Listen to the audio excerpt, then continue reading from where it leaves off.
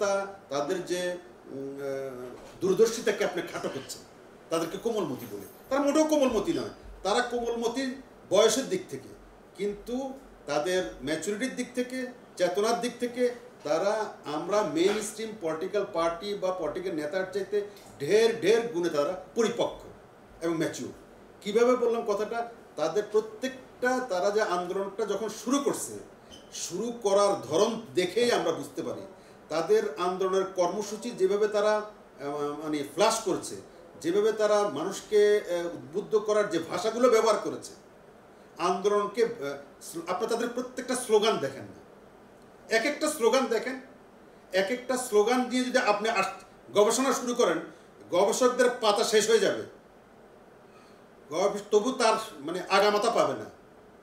যারা বিশ্লেষকদের মাথা মানে আউট হয়ে যাবে, পাবে না। তাদের প্রত্যেকটা শব্দচয়ন, তাদের প্রত্যেকটা কর্মসূচির মানে ক্ষুরধার, মানে তেজদীপ্ত তাদের যে শব্দচয়ন এবং কর্মসূচি শুরু থেকে এবং শেষ পর্যন্ত। এবং গতকালকেও দেখলাম তারা একটা কর্মসূচি দিয়েছে, সেই কর্মসূচির নাম দিয়েছে কি রেজিস্ট্যান্স মুভ, এরকম একটা সম্ভবত রেজিস্ট্যান্স মুভমেন্ট।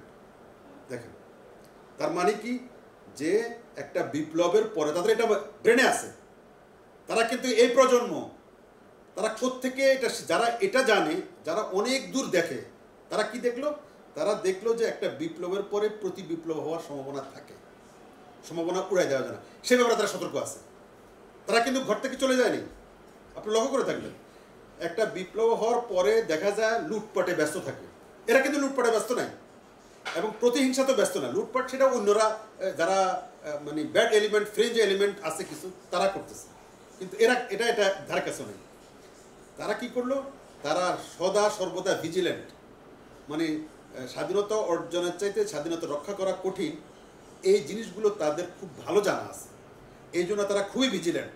তারা প্রত্যেকটা জায়গাতে তাদের পাহারা আছে, তারা মাঠ ছেড়ে যায়নি। সবচেয়ে মজার বিষয় হচ্ছে, আমরা সবাই ঘুমাচ্ছি, আমরা পলিটিক্যাল রাজনৈতিক নেতাগুলো খুলে নিজের আগামী দিনে মনে হয় ক্ষমতা চলে গেছে, তারা খুব মানে আরামে আসে আছে, এখন একটা নিঃশ্বাস নিতে পারতেছে খুব, কিন্তু তারা কিন্তু এখনও ঘর ছাড়েনি, মাঠ ছাড়েনি। তারা এখনও রাস্তা পাহারা দিচ্ছে, এখনো ভবন পাহারা দিচ্ছে।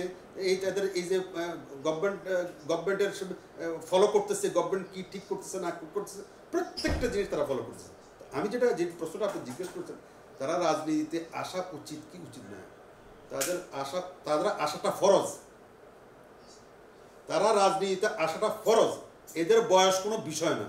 তারা যদি রাজনীতিতে আসে এবং বাংলাদেশের রাজনীতির দীর্ঘদিনের যে অচলাবস্থা, রাজনীতি যে পৌঁছে গেছে, নির্বাচন প্রক্রিয়া যে মানে কলুষিত হয়েছে, সেটা একমাত্র এরাই পারবে।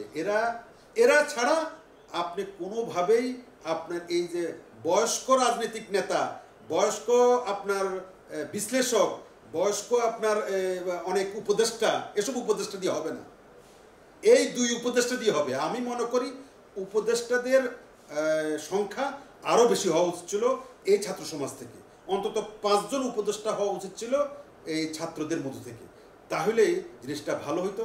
আমি জানি না কেন, তারপরও তারা ওয়াচডগে আছে, তারা আছে, কিন্তু আমি মনে করি মানে প্রত্যক্ষভাবে তাদের থাকা উচিত। স্বাধীনতা যুদ্ধের সময় যদি মুক্তিযোদ্ধারা প্রত্যক্ষভাবে দেশ মানে যুদ্ধচারণ করছে, যদি হাতে নিত, দায়িত্ব হাতে নিত, তাহলে তখনকার সরকার এরকম লেজে গোবরে করে ফেলতো না। অনেক দেশের অবস্থা যে আশা নিয়ে মানুষ স্বাধীন করছিল, সেই দিকে হয়তো দাবি দিত। এখনও আমি মনে করি একই অবস্থায় বিরাজ করছে। যদি এই ছাত্র সমাজের হাতে আপনি পুরোপুরি ছেড়ে দেন, তাও কোনো অসুবিধা হবে না।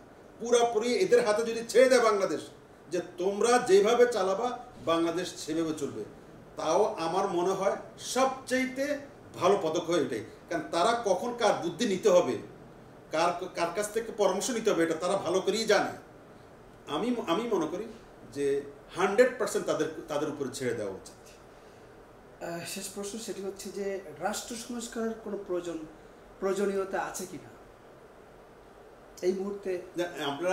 আমি দেখছি মিডিয়াওয়ালারাও এই শব্দ রাষ্ট্র সংস্কার, এটা তো একটা বিশাল ক্যানভাস।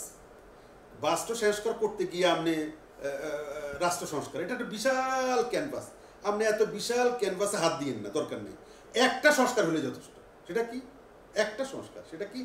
আপনি বাংলাদেশের রাজনীতিক কালচার, রাজনীতিটা যদি সংস্কার হয়, এটা যদি কালচার হয়, এটা যদি মেরামত হয়, এটা যদি ওভারহোলিং হয়, অটোমেটিক সব কিছু ওভারহোলিং হয়ে যাবে।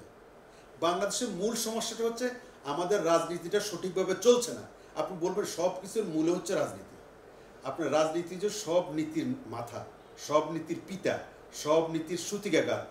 রাজনীতি ঠিক অটোমেটিক আরগুলো সব হয়ে যাবে। আপনি 300 জন এমপি যদি সঠিক হয়, পার্লামেন্ট যদি সঠিক হয়, আপনার এমপি মন্ত্রীরা যদি সঠিক হয়, তাদের বাছাই প্রক্রিয়া যদি সঠিক হয়, আপনি এমপি হচ্ছেন, আপনি এমপি কারা হবেন এইটার একটা গাইডলাইন, এটার একটা মানে নীতিমালা এখনই হওয়ার ঠিক আছে। আপনি না হলে এরপরে আপনি ছেড়ে দিবেন যে কেউ এমপি মন্ত্রী হবে, টাকা আছে, পয়সা আছে, বা মানে এই প্রক্রিয়া যাওয়া না। আমি তো মনে করি আগামী দিনে 300 জন এমপি হইতে হলে এই ছাত্র সমাজের কাছে পরীক্ষা দিয়ে তারপরে এমপি হইতে হবে। এদের কাছে বায়োডাটা এদের কাছে পাঠাতে হবে, এরা বায়োডাটা স্ক্রিনিং করবে, বাছাই করবে। বায়োডাটা মানে তাদের লিগাসি, তাদের ঐতিহ্য, তাদের আর্ট, পিস, তাদের এডুকেশন, তাদের সমস্ত কিছু তারা বাছাই করে, তাদের জানে সব কিছু। আপনি মনে করেন এরা জানে না? এরা বাংলাদেশের প্রত্যেক কনস্টিটিউয়েন্সিতে কে কী কাজ করে না করে, কারা কারা সম্ভাব্য প্রার্থী হইতে পারে আগামী দিনে, সব নখদর্পণ এদের আছে। সুতরাং আপনি মনে করেন এরা জানে না? আপনি পলিটিক্যাল পার্টিরা কাকে কাকে নমিনেশন দিবে এর একটা সম্ভাব্য তালিকা এদের কাছে পাঠাবে। এরা সেই তালিকা ধরে স্ক্রুটিনি করবে, ওরা বাছাই করবে, ওরা খবর নিবে, আরও খবর নিয়ে কাকে কাকে নমিনেশন দেওয়া যায় প্রস্তাবনা এদের কাছ থেকে আসবে। তাহলে যদি সংস্কার হয়, ওই সংস্কারটা হইলে তাহলে মানুষ হয়তো সঠিক ব্যক্তি নির্বাচন করতে সুবিধা হবে। ঠিক আছে। কি